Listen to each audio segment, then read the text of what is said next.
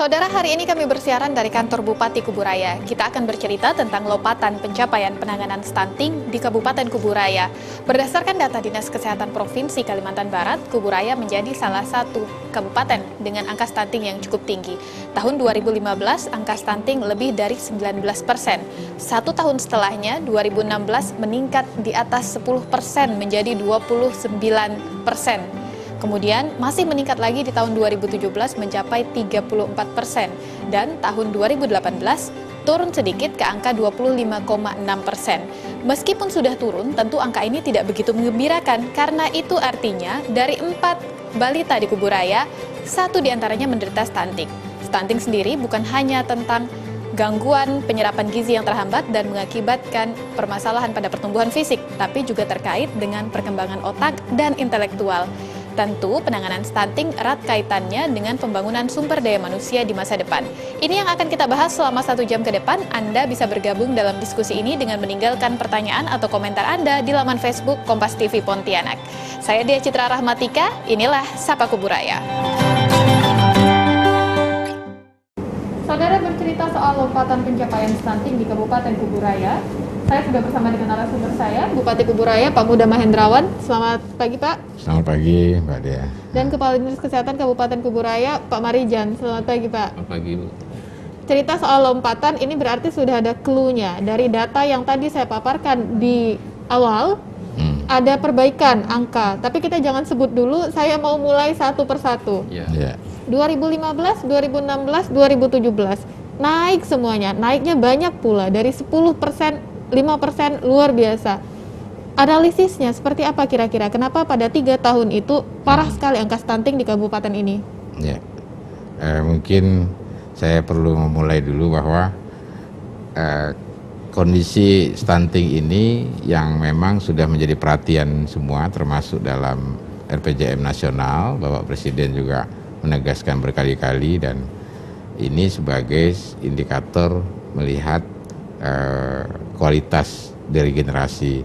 Nah, oleh karena itu stunting itu menjadi sangat penting untuk kita, katakanlah kita cegah dengan maksimal, yaitu dengan mulai dari sistem pendataan dulu. Nah, mungkin dulu sistem pendataan itu tidak tertib dan juga tidak terintegrasi, sehingga kalau kita memulai pada 2019 kemarin, ketika saya masuk sebagai Bupati kembali Februari, kemudian kita membuat regulasi-regulasi. Salah satunya sistem pendataan, di mana semua ibu hamil itu terdata dengan cepat, efektif, dan juga datanya termasuk risiko kehamilannya, termasuk data-data hasil pemeriksaan dan sebagainya itu bisa termonitor dengan tersentral di Dinas Kesehatan. Nah, oleh karena itu dampak daripada tidak terdatanya dulu dengan baik, termasuk juga penanganan yang tidak dilakukan secara masif. Ya, artinya desa-desa belum terlalu digerakkan juga untuk ikut andil atau kontribusi.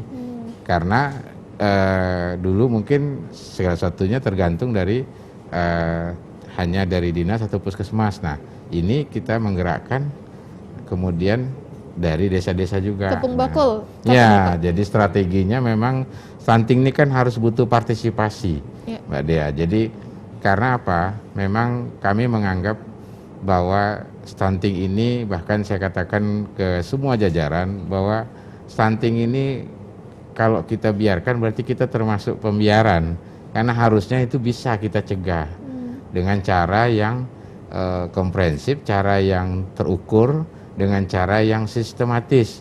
Nah, makanya baru kita lakukan langkah-langkah inovasinya itu dengan program salju terpadu di 2019 awal. Sampai di sini dulu. Yeah. Februari 2019 Bapak masuk lagi jadi Bupati. Agustus 2019 ada peraturan Bupati tentang gerakan pencegahan stunting di Kabupaten Kuburaya. Iya.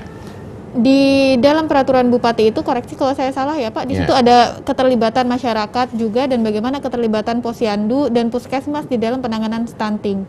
Efeknya seperti apa setelah ada peraturan Bupati 2019 itu? Ya, kita membuat regulasi, bahkan di awal bulan Maret juga sudah, yaitu pembebasan dari seluruh biaya di seluruh puskesmas dan pusat kesehatan masyarakat. baik di Pustu juga. Nah ini penting, kenapa? Agar ibu-ibu juga termasuk kesehatan ibu anak, itu pemeriksaan juga tidak dipungut biaya sama sekali.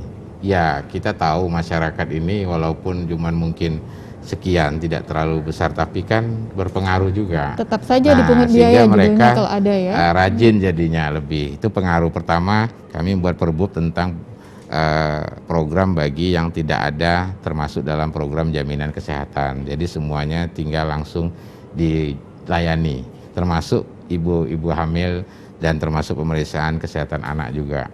Nah, kemudian kita membuat regulasi lagi perbub, yaitu bagaimana percepatan penurunan stunting.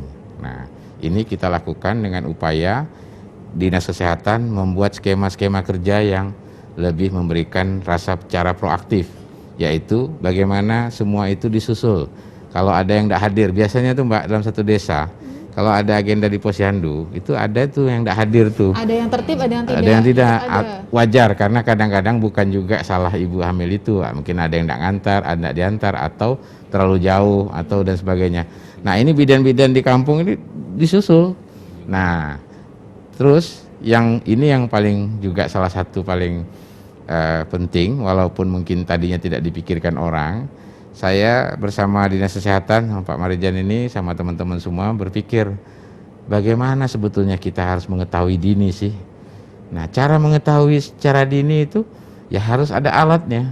Apa? Saya secara spontan langsung bilang, kita coba lihat USG, ada enggak yang portable? Oh, ternyata ada. Lah berarti ini boleh.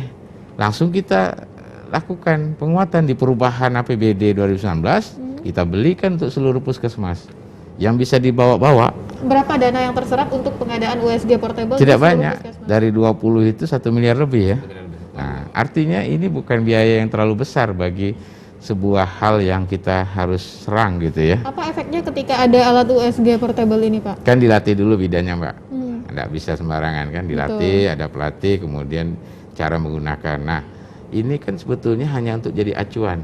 Nah dampaknya ya seperti Mbak Dea tahu, mungkin yang sudah ngerti ibu-ibu atau semua orang, bahwa alat itu bisa melihat bagaimana terkait beratnya, tingginya, kemudian berapa bulan usia kan langsung, kemudian kesesuaian minggunya, ya? Kemudian jantung dan lain-lain yang kira-kira resiko kehamilan maupun ancaman stuntingnya akan nampak.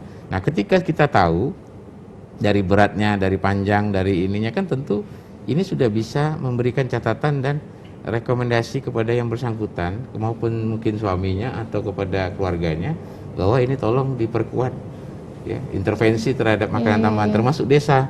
Nah ada lagi perbub, yaitu bagaimana perbub mendorong desa-desa menyediakan makanan tambahan. Jadi kita ikut desa, diajak ikut ke Pengbakul supaya bergerak juga. Kalau dulu mungkin desa ketergantungan hanya dengan puskesmas atau dinas, tapi kan mereka yang sebenarnya lebih dekat dengan masyarakat, dan desa punya tanggung jawab juga untuk membuat bagaimana ibu-ibu hamil di desa itu dan kesehatan 1000 hari kehidupan itu mereka juga bisa bertanggung jawab menjamin. Nah dengan dana desa kita minta mereka menyediakan dan dibelikan, sehingga lebih efektif karena dekat kan, jadi lebih mudah memantau dan dia tahu datanya mana yang harus intervensi setidak-tidaknya. Dan itu memunculkan semangat Mbak Dea. Efeknya itu adalah semangat daripada ibu-ibu ini dan keluarganya. Sebelum kita jeda iklan, boleh diberitahu dulu pemirsa, data paling baru angka stunting di Kuburaya yang bikin pemerintah Kabupaten Kuburaya mengatakan bahwa ini adalah lompatan pencapaian pencegahan stunting. Ya, saya sendiri jujur saja kebahagiaan yang sangat luar biasa, karena ini adalah sebuah kebahagiaan yang sangat luar biasa bagi kami, karena melihat ini bukan soal kita gagah-gagahan atau apa, tapi menunjukkan bahwa semua elemen masyarakat, desa terutama, dan semua pihak, kita dengan bisa menyelamatkan agar tidak stunting anak-anak di Kuburaya ini sebuah hal yang sangat luar biasa. Sehingga ketika kita lakukan itu dengan masif, yang masif di semua titik, salju terpadu tadi Selasa, Jumat terpadu itu, ya, ketika kita lakukan, angkanya memang luar biasa. Saya bilang ini quantum lab, jadi tidak deret hitung ini. Ya, kenapa? Karena dari 2018 ada 25,6, kemudian turun jadi 23,9, berapa tuh 23,15 ya. Kemudian dari 23, sekian, nah ini yang kita luar biasa. Setelah kita lakukan program studi terpadu, kemudian kita fokus benar-benar dengan berbagai cara untuk melakukan upaya itu, hasilnya terakhir di data awal akhir November ya, itu 8,7%. Jadi hampir 8,7%. ya hampir 13, atau 14% penurunannya. Baik. Jadi kan sedangkan RPJM nasional dan RPJMD Kuburaya itu sama. Target kita 2024 itu hanya 14%. Kita sampai di sini dulu. Jadi udah melampaui target yang kita tadinya berpikir kan ya. Saya ikut bangga. Ini yang Kalau kita sangat sebelumnya data stunting di Kuburaya ini 14% itu atau di atas 10% itu adalah angka kenaikan kasus stuntingnya. Jelas tidak membanggakan. Tapi kalau yang ini luar biasa karena bisa sampai angka 8,7% ketika pencatatan sudah dilakukan dan ketika semua pihak sudah berpartisipasi. Kita masih akan membahas ini.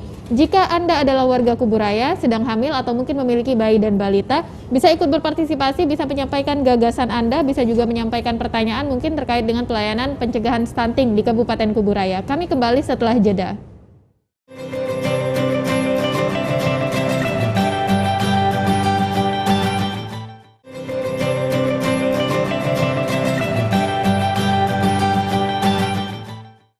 Saudara, Anda masih menyaksikan Sapa Kuburaya. Program ini merupakan hasil kerjasama Prokopim Kabupaten Kuburaya dengan Kompas TV Pontianak dan Radio Sonora 96,7 FM Pontianak. Kita bercerita soal lompatan pencapaian pencegahan stunting di Kabupaten Kuburaya. Setelah ada peraturan Bupati peraturan Bupati bulan Agustus tahun 2019 dan sederet peraturan lainnya terkait dengan pencegahan stunting ini, angka stunting turun drastis dari sebelumnya di atas 23% pada tahun 2019 menjadi 8,7% pada tahun 2020. Ternyata upaya kepung bakul pemerintah Kabupaten Kuburaya hasilnya benar-benar luar biasa. Nah, ini juga terkait dengan beberapa hal pencapaian stunting ini. Di antaranya adalah tadi bagaimana mendeteksi di 1000 hari pertama kehidupan ya Pak ya.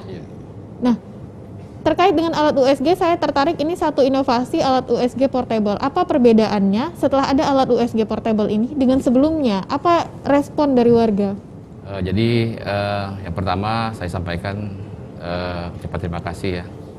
Kesempatan ini ucapan terima kasih kepada Pak Bupati ya yang bisa dapat hadir juga saya di sini.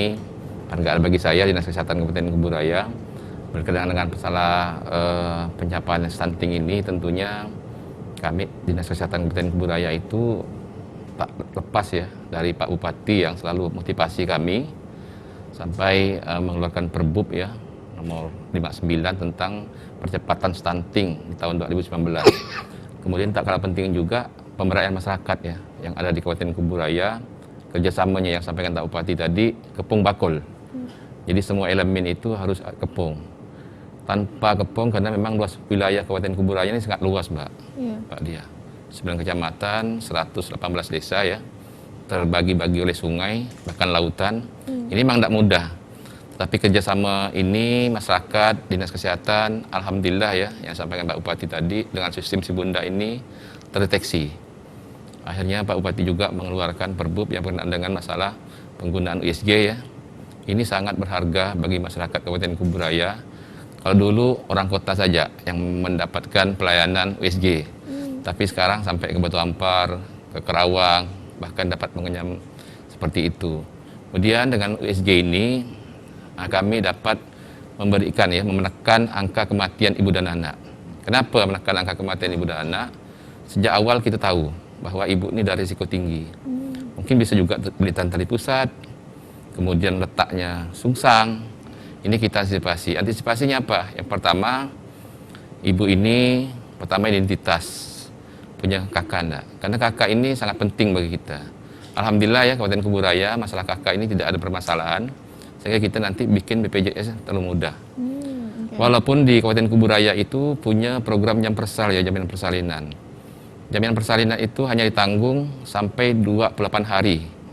Setelah melahirkan 8 hari. Tetapi kasus-kasus angka kematian ibu dan anak ini setelah pasca persalinan ya 28 hari, 29 hari, kalau tidak punya BPJS tetap dibayar.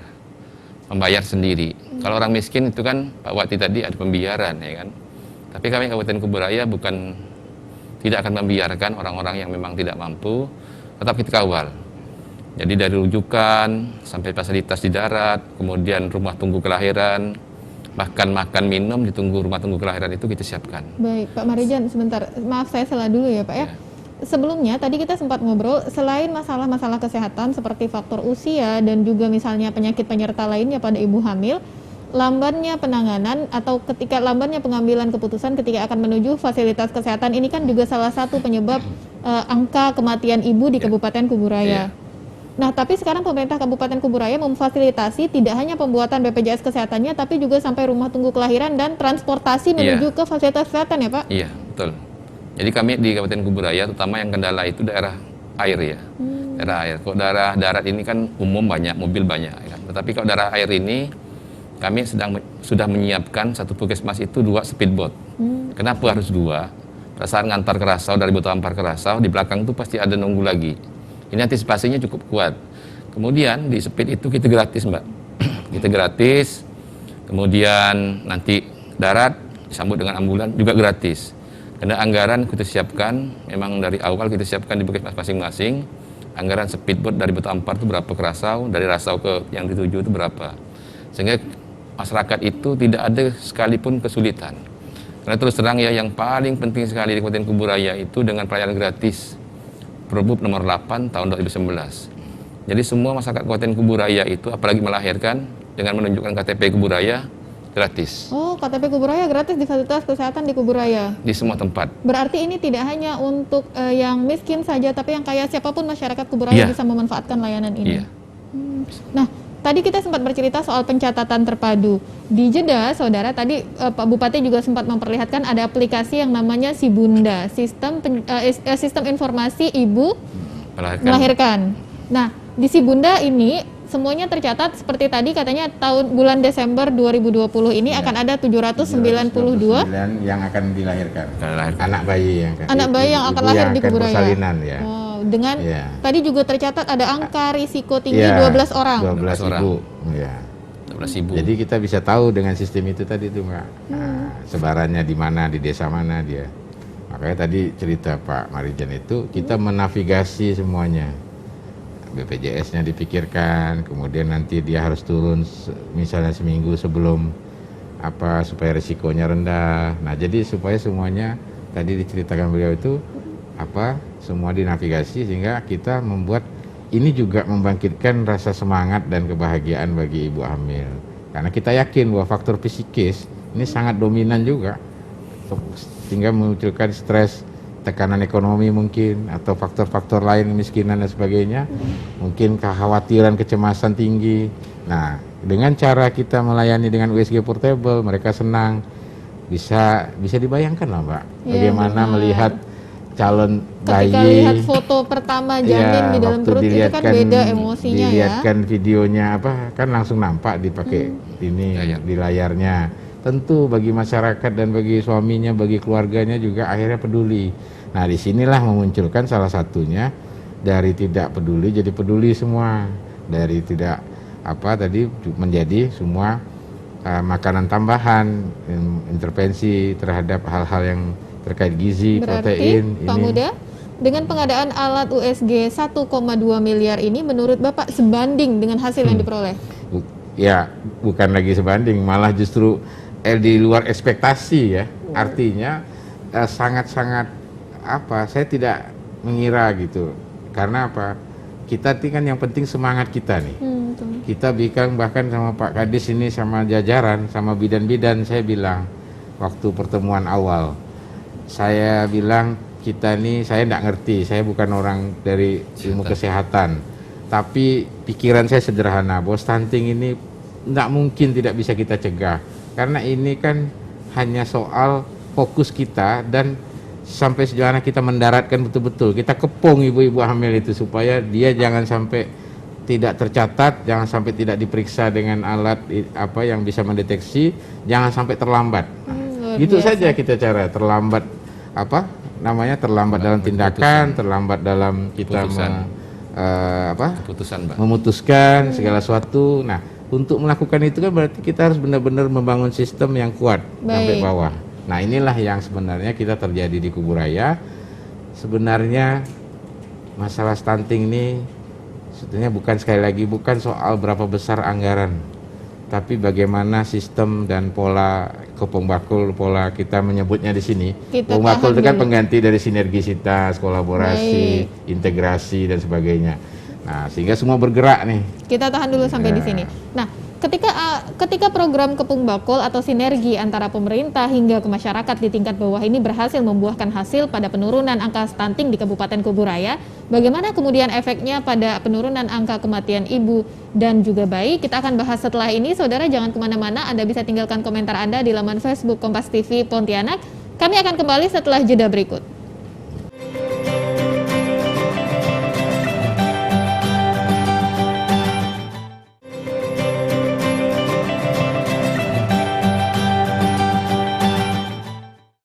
Angka stunting di Kabupaten Kuburaya bisa dicegah dengan berbagai program yang dilakukan oleh pemerintah Kabupaten Kuburaya. Anda masih menyaksikan Sapa Kuburaya, kita masih bercerita soal lompatan pencapaian penanganan stunting di Kabupaten Kuburaya. Dari sebelumnya angka stunting pada tahun 2018 25,6% berhasil turun pada bulan Oktober 2020 menjadi 8,7%. Nah, program ini juga ternyata berdampak pada penurunan angka kematian ibu dan juga angka kematian bayi di Kabupaten Kuburaya. Benar ya, Pak? Turun jauh angka kematian ibu dan bayi? Turun jauh juga, karena dia sama linear kan. Persoalannya adalah bagaimana diperiksa sejak awal 1000 hari kehidupan itu terkait juga dengan kematian ibu, karena resikonya besar tentu kalau terjadi hal-hal yang resiko kehamilan tadi, misal usia atau kerentanan karena ada penyakit bawaan dan sebagainya. Jadi dari tahun 2016 terus angkanya di atas 30 lebih, kemudian turun lagi tinggal 18 pada 2019. Kita sekarang turun menjadi tinggal 11 pada 2020.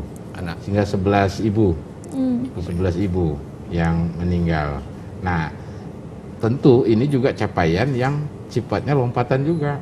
Termasuk juga kematian bayi. Nah, kematian bayi ini kan penyebabnya kebanyakan memang terlilit ya Pak ya, Iya. atau meninggal di dalam perut misalnya, sudah tidak ketahuan atau meninggal. Nah, dengan langkah kita ESG ini, kita sudah bisa monitor dan resiko terlilit tadi makin berkurang karena bisa dilihat. Ya mungkin tadi yang dengan cara misalkan banyak tuh ada senam supaya bisa menghilangkan apa namanya, bisa membuat Memperlancar. Posisi saya juga bayi salinan. lebih baik. ya biasanya kan gitu ya Iya, caranya iya. untuk menghilangkan resiko apa namanya segala macam itu kan yang ngerti lah bidan sama yang paham itu. Nah setidaknya jadi acuan. Nah jadi angka kematian bayi pun dari 30 lebih itu terakhir 25 ya Iya, Pak, betul, Pak. angka bayi. Nah jadi memang ini saya sudah memang menegaskan di awal bahwa ketika kita bicara melindungi ini, karena kita harus melindungi hak anak dalam kandungan itu sudah punya hak, makanya dia hak untuk dilindungi oleh negara. Maka negara harus hadir dan kita melakukannya dengan cara itu tadi, gerakan Kepong Bakul, strateginya dengan program salju terpadu dengan menghadirkan USG portable dan pencatatan di awal. Nah bahkan sekarang kita berikan akte kelahiran seketika dia lahir, dari waktu dia diperiksa itu dicatat bidan itu diminta data-datanya, sehingga nanti waktu dia lahir tinggal kasih nama anak langsung diberikan, tidak lagi diurus. Ini juga memunculkan ekspektasi dan rasa semangat. Nah semangat ya, karena udah tahu nanti bayinya kalau lahir pasti dikasih langsung KIA-nya, langsung akte Tidak kakak perlu yang baru repot-repot juga. lagi membuat akte kelahiran bayi Ya, berarti. dan kakak yang baru pun dikasihkan. Misalnya dia anak dari Ibu Aminah sama bapak ini, dia kan kakak barunya harus dibuatkan tuh, dimasukkan nama dia. Misalnya namanya, Muhammad apa gitu. Tapi ada juga misalnya dia langsung dimasukkan di situ. Jadi ini salah satu juga inovasi Dinas Kesehatan bersama Capil. Berarti orang tua dari calon bayi di Kuburaya yang penting siapkan aja namanya Siapkan dulu. aja Iya. namanya. Ketika lahir sudah langsung bisa Sudah dapat tidak akte ada lagi kelahiran, repot, karena dapat itu kakak juga baru. bagian Aduh, ini daripada benar-benar hak inovasi. identitas. Iya, iya, Karena iya. identitas itu kan hak dasar juga. Dari sejak anak bayi pun kita hargai si anak bayi ini. Biarpun dia belum bisa ngomong, belum ngerti, tapi pemerintah harus hadir memberikan identitasnya. Di sisi lain, program ini juga bisa meningkatkan atau menurunkan angka anak yang tidak punya akte kelahiran. Betul, sudah pasti, karena dengan adanya itu kan melindungi juga. Nah, otomatis identitasnya kita berikan. Nah, terkait ibu dan anak tadi, memang kita berusaha untuk melindungi sampai 0. Makanya Mbak Dea, dalam Perbub ADD tahun ini, untuk tahun 2021, dari Dinas Kesehatan sudah memetakan. Sehingga karena kalau alat USG ini hanya 20 di puskesmas yang ada, itu kan berat Mbak. Kerjanya mungkin bisa risiko karena alat ini kan sensitif juga. Maka kami juga menegaskan ada desa-desa yang nanti membeli alat USG. Oh, mantap. Jadi di desanya itu punya, nanti tinggal bidan-bidan yang ada di desa itu yang dilatih. Sehingga desa itu sudah punya, misalnya desa yang besar-besar lah kayak di Sungai Raya, kemudian desa-desa yang jauh, yang ini supaya jangan dibawa jauh-jauh dari puskesmas. Ini bisa ditiru oleh kabupaten-kabupaten lain yang mungkin masih bermasalah. Ya, kan, jadi ada ini. sekitar mungkin 50-60 desa ya yang akan beli USG sendiri. Dan nanti 2021 dia udah tidak repot. Nanti desa yang sebelah yang tidak ada tinggal dibawa tidak jauh-jauh. Nah, sehingga kalau udah seperti itu desa-desa itu bisa bertekad 0 stunting, 0 AKI, 0 AKB. Nah, barulah bisa kepong bakul bergerak, generasi menanjak. Generasi unggul bebas stunting. Bebas stunting. Luar biasa hebat. Nah, kita pengen tahu tadi tindak lanjutnya adalah ketika misalnya USG ketemu ibu yang memiliki risiko tinggi ketika melahirkan, sudah langsung disiapkan bagaimana untuk mengeliminasi risiko tadi. Ketika kemudian yang ditemukan adalah misalnya kasus gizi bayi, kasus janin di dalam perut ibunya yang mungkin kekurangan gizi atau berat badannya kurang, tindak lanjutnya seperti apa, Pak Marijan? Ya, terima kasih. Jadi mungkin kalau penanganan stunting ini kan lebih mudah di dalam kandungan ya daripada nanti bayi itu di luar ya kan. Di luar lebih mudah gitu. Artinya asupan gizi itu kan melalui sang ibu. Jadi kalau ada USG itu memang berat janin itu memang tak sesuai dengan umur, kemudian panjang janin itu tak sesuai dengan umur, mudah intervensi sekali daripada nanti yang di luar gitu. Kemudian tadi saya tambahkan Mbak, penurunan angka kematian ibu dan anak di Kabupaten Kuburaya itu memang saya tambahkan juga dari Pak Bupati, kepala pentingnya itu kepastian hukum ya, masyarakat itu nunggu kepastian hukum. Kalau saya mengambil keputusan itu kan tergantung pembiayaan juga. Karena dengan adanya pelayanan gratis, sepit ditanggung, ambulan ditanggung, dia cepat. Oh siap Pak, tenang ya. Tenang dia. Nah, kalau dulu kan enggak, sulit mikirkan pembiayaan, ya kan. Kalau nanti rumah sakit siapa yang biayai? Melahirkan sudah gratis, tapi pergi ke puskesmas mungkin masih bayar ketika harus sewa speed misalnya. Jadi perlu kepastian hukum, itulah masyarakat itu ya bahagia ya kan dengan adanya kepastian hukum udah ada sekarang ini. Jadi intervensinya janin itu lebih mudah ya daripada nanti di luar gitu. Kemudian di Kabupaten Kuburaya, tenaga gizi yang ada di Kabupaten Kuburaya ini kan memang sudah cukup semua. Karena ahli gizi ini kan memang untuk menentukan ini gitu, kerjasama antara dokter, perawat, bidan yang ada di situ. Jadi kunjungan salju itu ya kalau hari Selasa itu dokter dengan bidan, kalau hari Jumat itu mungkin perawat dengan dokter. Jadi sudah teratur jadwalnya di salju ini. Terpadu itu kan Selasa Jumat Pak. Selasa itu khusus kesehatan ibu anak, Jumat itu untuk penyakit menular dan tidak menular ya Pak ya. Jadi sistemnya itu proaktif, mendatangi pasien, mendatangi warga yang memang terdeteksi harus dikunjungi atau dievaluasi, atau yang tidak datang tadi ibu. Nah yang pasti memang apa yang disampaikan Pak Marijan itu maksudnya kalau dia lahir kemudian baru gizi kurang itu berat penanganannya, biayanya besar dan juga rasanya sudah sangat ini ya, kita berat. Sampai di sini dulu. Nah, setelah ini kita akan perdalam itu ya Pak. Bagaimana kemudian dengan bayi-bayi yang lahir pada tahun 2015, 2016, 2017 itu kan lagi tinggi-tingginya angka stunting di Kabupaten Kuburaya. Tindak lanjut pemerintah kabupaten seperti apa untuk menanganinya? Apa yang dilakukan agar mereka bisa mengejar ketertinggalan asupan gizi yang sebelumnya terjadi ketika bayi? Kami akan kembali dengan jawabannya tetap di Sapa Kuburaya.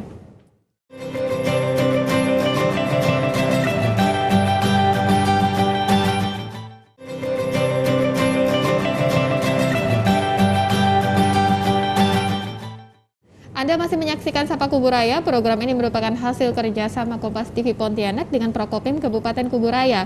Selain bisa disaksikan di Kompas TV Pontianak, Anda juga bisa dengarkan di Radio Sonora 96,7 FM Pontianak. Pak Muda, Pak Marijan, ini ada beberapa komentar yang sudah masuk di Facebook. Kita lihat dulu ya Pak. Dari Husnul Arif, Ya. pertanyaannya di Kuburaya kan lumayan banyak perusahaan swasta. Apakah pihak swasta juga dilibatkan untuk kolaborasi Pak terkait peningkatan kualitas SDM? Peningkatan kualitas SDM. Ya tentu ada, walaupun mungkin sesuai dengan lokasi-lokasi atau titik-titiknya.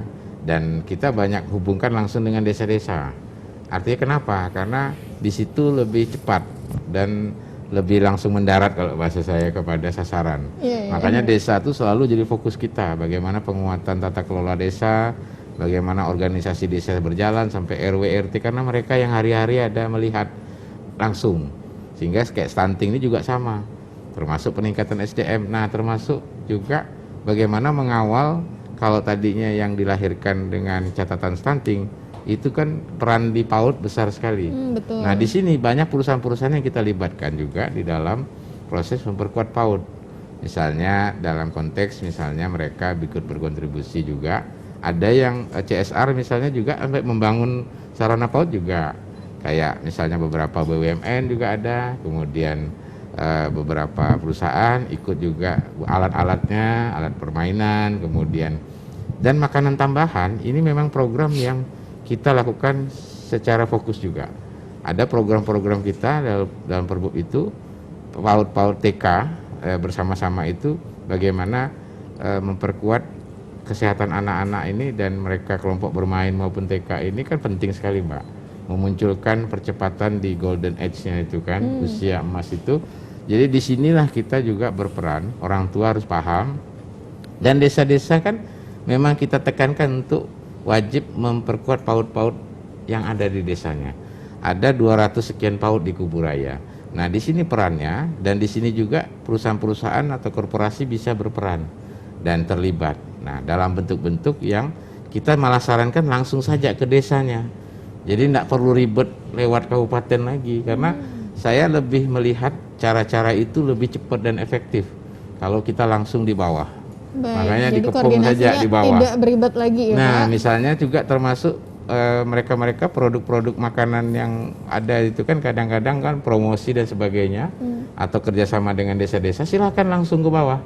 Malah kita anjurkan ya Pak ya, Baik. supaya cepat dan langsung, dan alhamdulillah Masyarakat pun bisa cepat merasakan masyarakat manfaatnya. cepat merasakan. Nah, makanya di dalam posisi antara setelah 1000 hari kehidupan 2 tahun itu sampai ke seterusnya 5 tahun, saya kira ini dikawal oleh lembaga-lembaga termasuk seperti PAUD. Ini penting sekali. Kan ada Bunda PAUD juga sampai tingkat desa Mbak. Nah, Bunda ini PAUD. juga peran istrinya kepala desa, kalau dia kepala desanya laki-laki, kalau misalnya kepala desanya perempuan, biasa diangkat Bunda PAUD-nya itu langsung kepala desanya. Pak, izin kita ke pertanyaan berikutnya ya Ya. Pak. Ada beberapa yang masuk. Ini dari Desi, pertanyaannya adalah selain asupan gizi kan sanitasi lingkungan terkait udara Ya. dan air harus bersih. Ya. Kadang saat kemarau beberapa tempat di Kuburaya masih ada kendala air bersih. Bagaimana Ya. pemerintah Kuburaya menanggapi ini? Ya, air bersih memang tentu jadi persoalan semua. Bagaimanapun air bersih ini adalah salah satu kebutuhan dasar. Nah, pola-pola kita dalam melakukannya, salah satu solusinya adalah kalau di situ sumbernya berat, kita melakukan sumur bor misalnya. Itu kan disaring, ya kan? Nah, pola-pola sistem yang dibuat oleh masyarakat maupun pemerintah secara masif melakukan sumur bor. Karena di sini kualitas air setidaknya tidak sampai seperti air yang berkualitas buruk lah. Nah, terus sumber-sumber tentunya kita harapkan masyarakat juga tetap menyiapkan sumber-sumber cadangan air di desanya. Ini juga peran desa juga besar. Artinya apa? Desa ini sebetulnya dengan diberi kewenangan mengelola dana desa, mereka itu bisa melakukan sesuatu yang lebih cepat di dekat. Nah, kita tinggal membantu program apa yang kurang, kita masukkan ke Pansimas, desa. Pak. Pansimas ada. Pamsimas juga ada kan, kemudian yang dibuat oleh pemerintah pusat juga melalui Bapeda, itu juga dilakukan, termasuk juga sumur-bor yang kita lakukan. Baik. Akses terhadap sumber air ini memang menjadi penting sekali bagi kita juga memahami, ini juga salah satu faktor yang bisa mempengaruhi kesehatan ibu hamil juga bagaimanapun. Nah, tapi di satu sisi kita juga berusaha masyarakat dengan cara tadi sudah terus-menerus dilakukan pendataan dan diketahui dari awal deteksi dini, dia juga hati-hati sehingga akhirnya keluarganya berusaha mencari sumber air atau katakanlah konsumsi Keluarganya yang juga ikut melindungi nih. baik. Nah itu Kita orang ke harus pertanyaan melindungi. berikutnya ya, Pak. Betul, ya. Pertanyaan berikutnya ini saya izin sepertinya pas dijawab oleh Pak Kepala Dinas Kesehatan dari Syarifah Rahimah dan Citra Apsari. Ini pertanyaannya senada, dampak stunting dalam jangka pendek atau jangka panjang seperti apa ya Pak? Dan pertanyaan berikutnya, kalau sudah kena stunting apa yang harus dilakukan Pak? Ini tadi pertanyaan kita saat jeda segmen sebelumnya. Silakan Pak Kepala Silakan, Dinas Pak. dijawab. Ya, kasih. Karena dampak stunting ini bukan hanya ukuran tinggi ya, panjang badan, tetapi mungkin dari segi EQ-nya, ya yang dampaknya itu yang kita pikirkan. Makanya Pak Bupati sering ngomong, kita melahirkan itu bukan hanya kuantitas jumlah bayi yang dilahirkan, tetapi kita kualitas ya, kualitas yang harus dijaga ya bayi yang lahir ini. Jadi kalau bayi memang udah terjadi keluar stunting, memang kita ini ada program Mbak ya, pengawasan kepada balita yang sudah stunting. Tadi yang disampaikan oleh Pak Bupati juga berkenaan dengan masalah kepung bakul. Jadi bukan hanya kesehatan yang bekerja dengan adanya anak yang memang ukurannya udah pendek, tetapi desa juga berperan, kader juga berperan untuk memberikan asupan gizi supaya lambat laun memang harus mencapai gitu. Semaksimal mungkin kita Asinya berusaha, juga, ya, termasuk ASI juga, ya kan, sehingga anak itu tidak terlalu berdampak di stuntingnya. Pak Muda, Pak Barijan, tadi kan Bapak-Bapak sempat bercerita ya, lebih mudah mencegah stunting ketika bayi masih di dalam kandungan ketimbang ketika sudah lahir. Terlanjur. Mungkin bisa diceritakan, yang sudah lahir dengan kondisi kekurangan gizi dan mengalami stunting, seperti apa sulitnya penanganan yang dilakukan pemerintah kabupaten? Karena yang pertama Mbak, kalau saya cerita tentang kehamilan ya, kalau kehamilan itu, kalau janin itu udah USG, berat janin itu kan tahu, umur kehamilan itu berapa, panjang janin berapa, itu lebih mudah dibandingkan bayi yang sudah keluar. Kalau yang sudah di luar, tentunya kita juga melibatkan orang tua, melibatkan si bayi tersebut. Ya mungkin bayi kan udah tahu kita semua, bayi itu sulit memberikan asupan makanan ya terhadap si bayi itu. Tapi memang harus prihatin memberikan makanan tambahan terhadap janin. ASI inklusif penting sekali ya. Tak kalah penting juga kita Mbak, memang tahun 2020 ini bagaimana ibu hamil tuh jangan sampai nanti bayi yang keluar ini tahun 2020 nih tidak ada yang keluar itu panjang badan dan berat badan itu normal. Harus normal dia. Tidak ada yang berat badan rendah? Tidak ada. Jadi kita itu kejar kita terus. Sehingga nanti pada saat kita nanti lahir dengan tidak stunting, berarti pembiayaan kita. Ini pembiayaan sangat besar Mbak. Pembiayaan, tenaga, pikiran itu kan terkuras baik itu orang tuanya maupun pemerintah Pak daerah. Barijan, maaf saya potong ya Pak.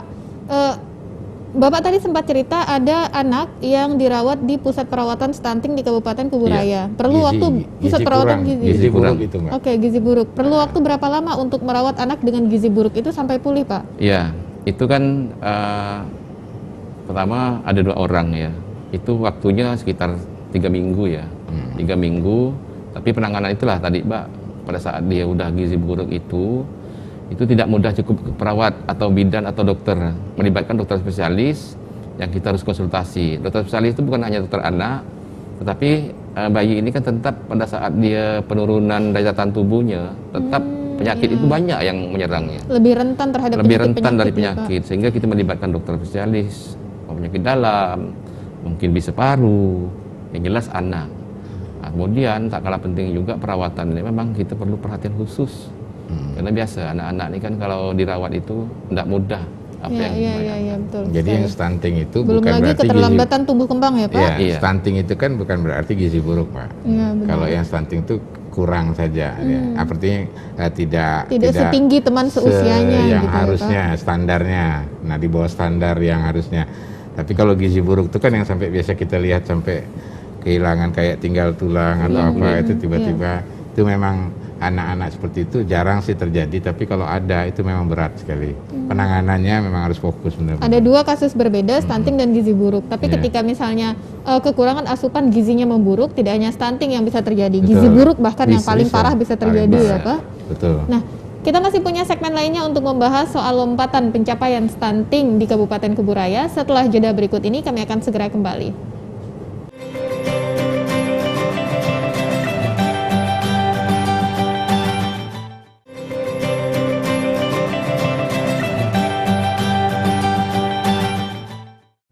Saudara, ini adalah segmen terakhir dalam Sapa Kuburaya kali ini. Program ini merupakan hasil kerjasama Kompas TV, Radio Sonora, dan juga Prokopim Pemerintah Kabupaten Kuburaya.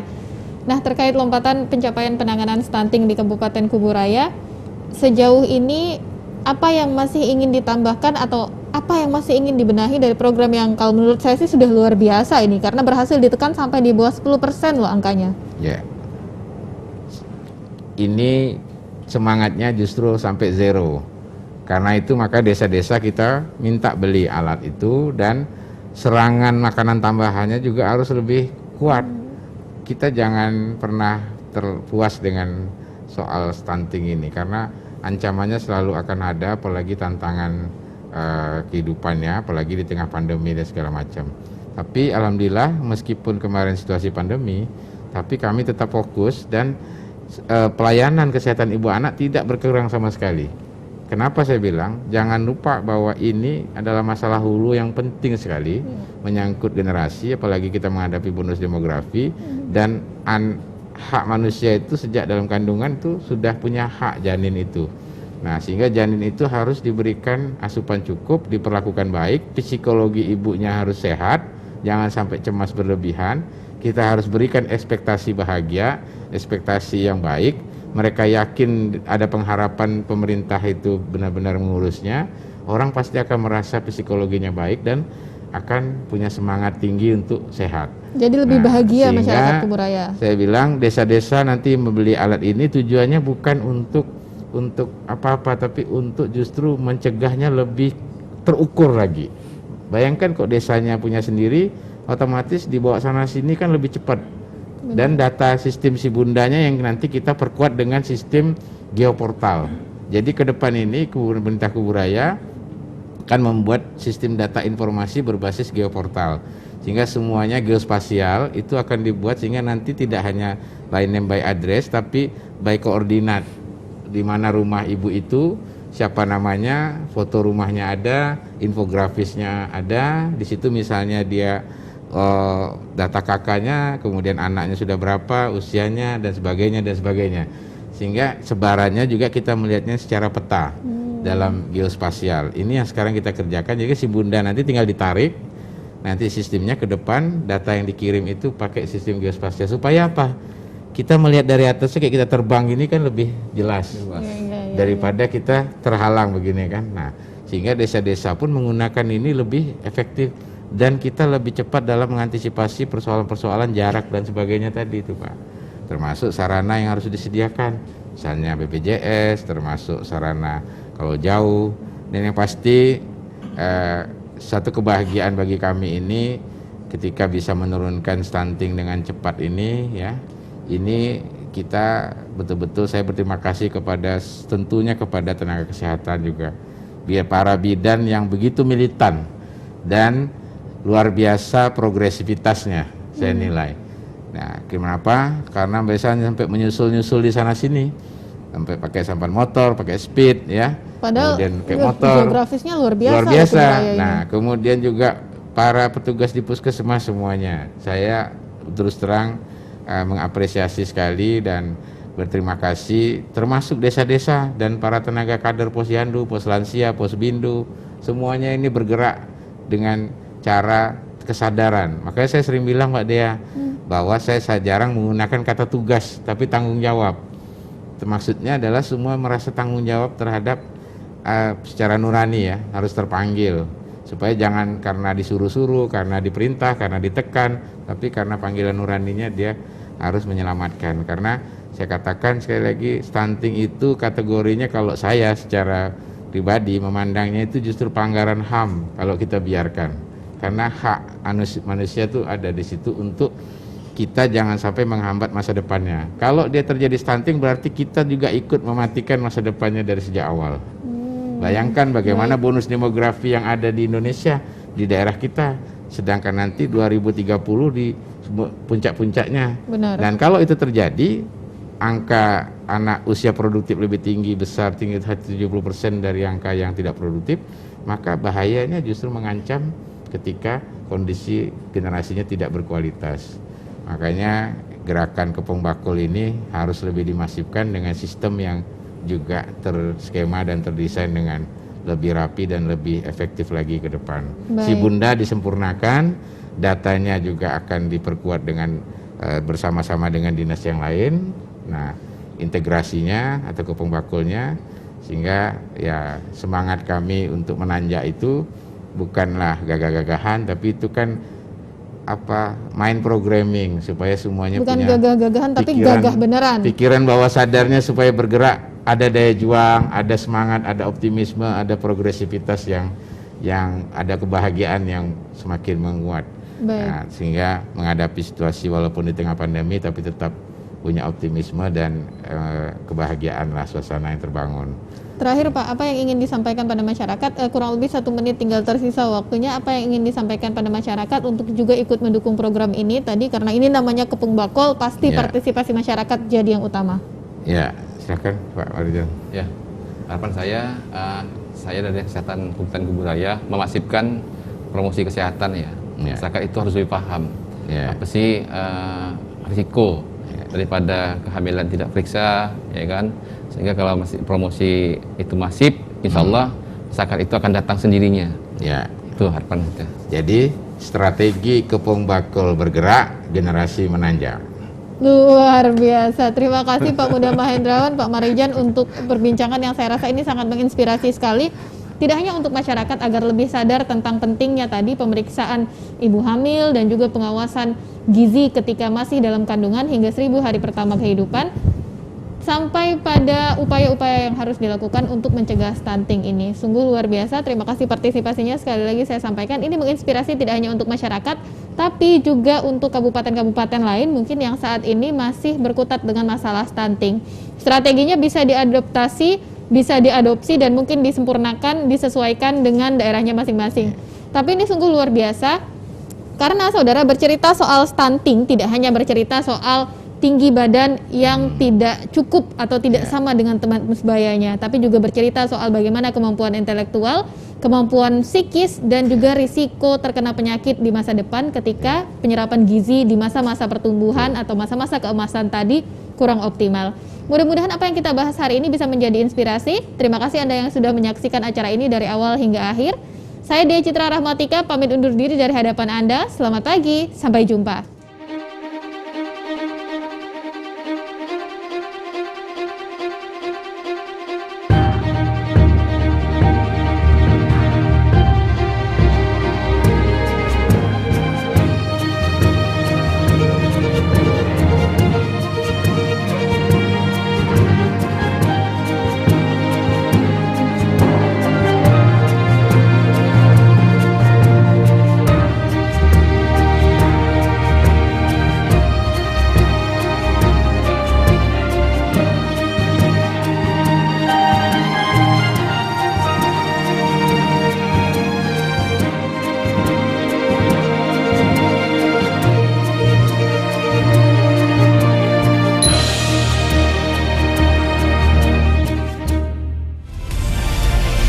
Kompas TV, independen, terpercaya.